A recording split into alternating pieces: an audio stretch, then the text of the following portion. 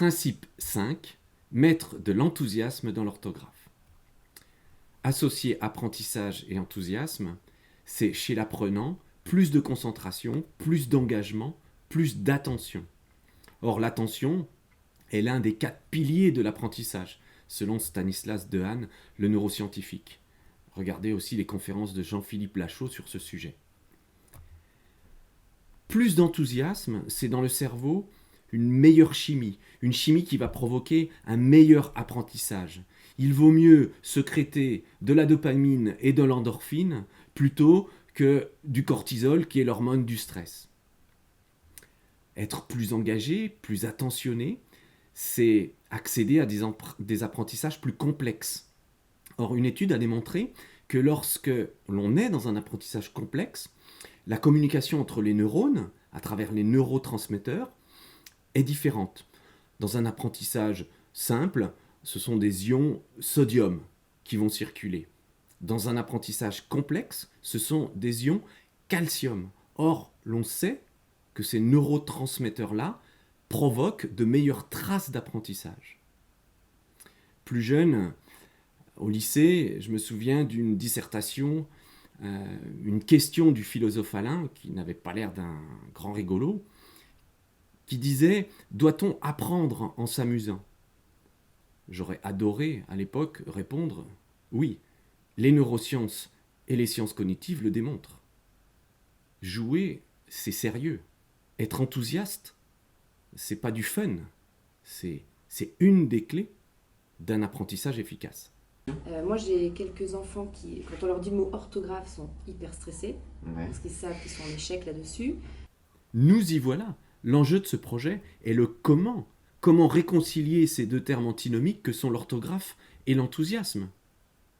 Comment l'enfant peut-il emprunter avec plaisir le chemin d'une matière complexe, illogique, créée à la Renaissance par des scribes pédants et plus intéressés par l'argent que d'inventer un code orthographique simple? Est-il possible de réconcilier enthousiasme et orthographe? Et là, qu'est-ce que par ces nouveaux outils, tu vois apparaître que tu ne voyais pas forcément avant? Et ben, l'envie déjà de faire de la dictée, qui était le mot, rien que le mot dictée, c'est un peu comme le mot problème en maths, quoi. Il fallait presque ne pas le dire pour voilà. Et là, ils réclament de faire leur dictée, de faire des dictées de mots. On a réussi à mettre en place donc le rituel et les enfants sont ravis à chaque fois que je leur annonce de sortir le tatou. J'ai des ouais. D'accord. Donc D'accord. c'est déjà plutôt positif D'accord. de ce côté-là. On fait de l'orthographe? Ouais. Exactement. C'est pas croyable, mais si, c'est vrai. Si, c'est possible à mon vraiment, chemin. de ce côté-là, Ouais, c'est super. D'accord. Donc, bonne nouvelle, ça semble possible. Pour cela, nous avons créé 3 rituels ludiques. Le premier, l'art programmatique et les cartes d'encodage. Cela va permettre à l'enfant de démarrer la lecture et l'orthographe en même temps. Le second, le rituel de la boîte mémoire, qui va permettre d'appliquer le principe des reprises expansées. Le troisième est en cours de finalisation, c'est un rituel sur l'orthographe grammaticale. À cela, nous avons ajouté des outils pour permettre à l'enseignant de mettre en scène et de mettre en musique l'orthographe. Des outils que vous trouverez dans le site internet. Et enfin, des activités ludiques pour jouer avec l'orthographe. Là, il s'agit d'inventer des jeux efficaces, des jeux qui vont avoir le meilleur compromis entre l'enthousiasme et l'efficacité de l'apprentissage des concepts orthographiques. Voilà, des rituels ludiques, des activités culturelles, des jeux, mais pour être certain de rendre cette activité encore plus sexy, il fallait rajouter une dernière couche. Je ne sais pas vous, mais petit, j'ai eu la chance de fréquenter des héros. Ils s'appelaient Tintin, ils s'appelaient Tom Tom et Nana, Sherlock Holmes, l'homme araignée. Des héros qui me faisaient rire, des héros qui étaient forts, qui étaient intelligents.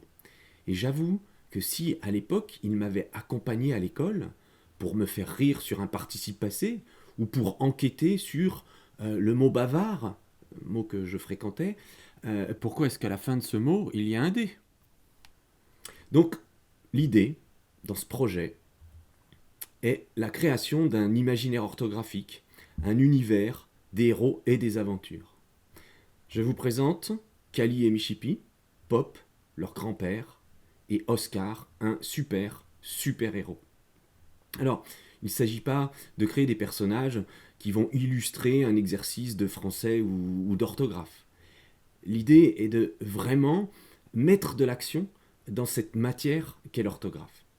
Ainsi, je propose aux enfants que l'orthographe devienne une ville et les mots des êtres vivants.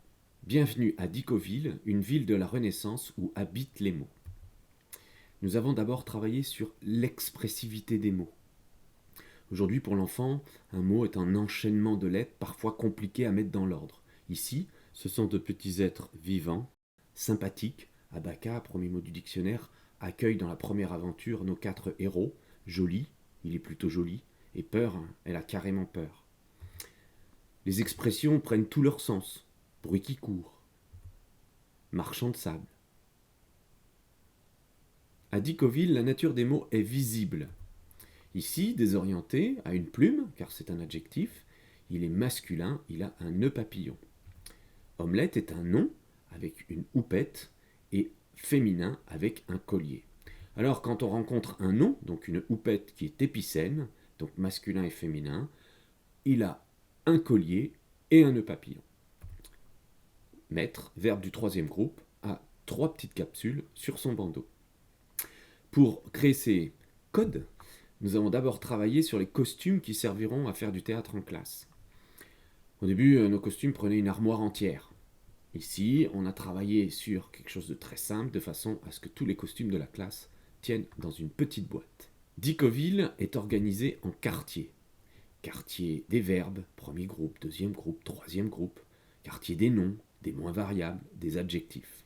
Un autre exemple, pratiquer l'étymologie de manière amusante.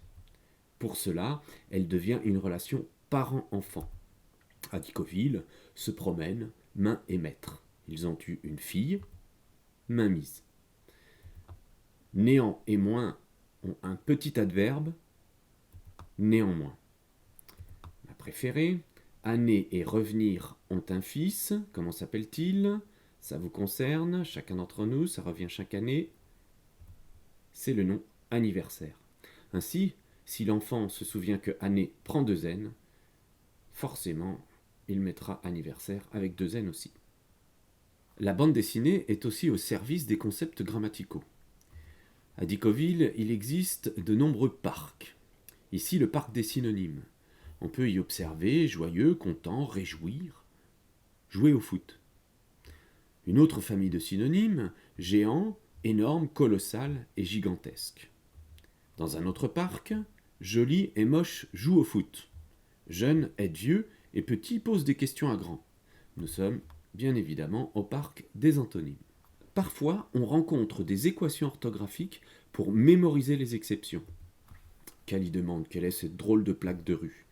Pop répond le N se transforme en M devant BMP, sauf 5 mots. Quels sont ces mots? Oscar les appelle. Et là apparaissent des mots avec une couronne, car ce sont des mots exceptionnels. De petites histoires rigolotes expliquent le pourquoi du comment de l'exception. Voilà quelques exemples de concepts que l'on rencontre à Dikoville. Mais imaginez la punition géniale. Benoît, tu as mis un M devant le B de bonbon. Ce soir, tu devras lire le tome 4 de Dikoville. Ah oui, maîtresse, celui où Oscar se transforme en Spider-Man. Enfin, pour les plus jeunes enfants, parfois nos héros empruntent d'autres chemins que Dikoville, pour découvrir le son des lettres ou pour pratiquer l'art de la calipictographie. Michipi, comment s'écrit le mot œil? Comme ceci. Mais le jeune lecteur sait qu'à la page suivante, ces 2 gredins vont transformer le mot. Vont-ils dessiner un œil avec la lettre O, E, I? Ainsi, le lecteur scanne le mot et entraîne sa mémoire orthographique sans le savoir. Allez, c'est le E qui va se transformer en œil. Gagné. Voilà, des rituels motivants, des activités culturelles, des jeux, un imaginaire et des héros entièrement dédiés à cette matière. Voilà nos propositions pour mettre de l'enthousiasme dans l'orthographe. Alors les enfants, si avec toutes ces propositions, avec toute cette créativité, vous ne devenez pas des champions, des cadors, des virtuoses de l'encodage des mots, eh bien, allez voir les académiciens et le ministre et demandez la réforme de l'orthographe. Ce serait intelligent. Mais quel dommage de ne pas profiter de l'opportunité d'un apprentissage complexe pour, comme le dit Montaigne, gravir cette montagne abrupte et avoir la satisfaction d'atteindre le sommet. Et de kiffer l'orthographe. Oui, docteur, j'arrive.